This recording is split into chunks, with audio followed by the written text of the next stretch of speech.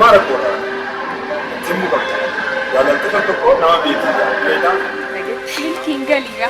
Si'a milkeessite. Mucaa kan akka malee jaalattu keetti naa hin turre. Tiraan taksii. Allah waasitti rafne haageelee gubbaan sumarra deeme. Nay khootooti maal narraa barbaadda boo? Hay. Eessan na beektan khootu nay himaan.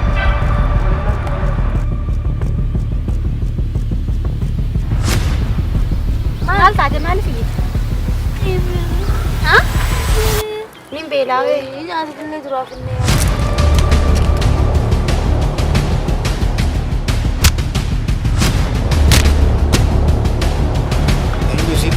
Maaliif akkana dubbate gisee isaa jiru?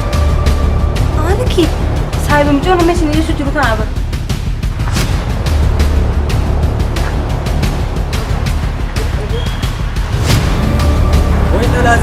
Woi dhalaa zabanaa qofa jettee dhiista. Ajaa'iba abartu. Garuu bargaa dhalaan ni danda'amtu beektaa?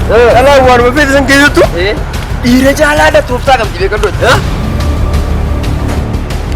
Nadhoon xaxxa nama hiiteeti dibata nama geessu. Anaaf itti dhalaa akka olii dibata. Na hiiki na laata.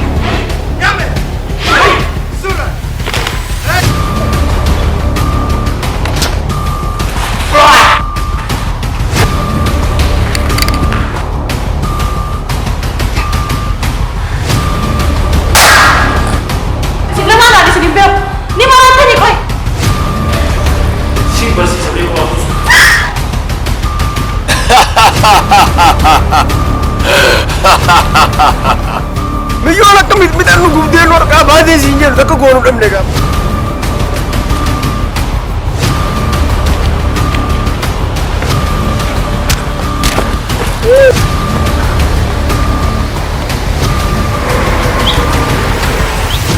Moota akka fiddu dishi.